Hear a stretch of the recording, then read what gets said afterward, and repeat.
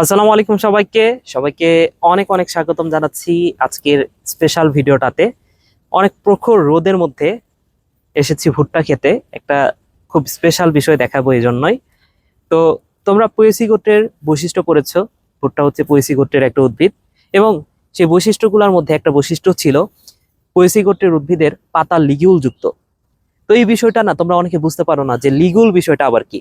তো সরাসরি আজকে দেখাবো লিগিউল বিষয়টা দ্বারা আসলে কি বোঝানো হচ্ছে। আমরা যদি এই ভুট্টার পাতার দিকে একটু তাকাই, এই যে এটা হচ্ছে পাতা, এবং পাতার মূলটা দেখো, এটা হচ্ছে পাতার মূল। এটা কিন্তু কাণ্ড বেষ্টন করে থাকে, এই কারণে আরো একটা বৈশিষ্ট্য দেখবা, বলা আছে যে ভুট্টা না, পয়সি গোত্রের উদ্ভিদের পত্রমূল কাণ্ডবেষ্ট। তো এই পাতার একদম গোড়ার দিকে তুমি যদি তাকাও, আমি একটু জাস্ট এটা আলগা করে নিই। এই যে এই অংশটা দেখো, পাতার মূলের এইখানটাতে একটা প্রবর্ধক দেখা যাচ্ছে, এটাই কিন্তু লিকিউল। এটাই হচ্ছে সেই লিকিউলটা। তো এই লিকিউলের ফাংশনটা আসলে কি? লিকিউলের ফাংশনটা হচ্ছে, এটা দেখো একদম কাণ্ডটাকে ঘিরে আছে।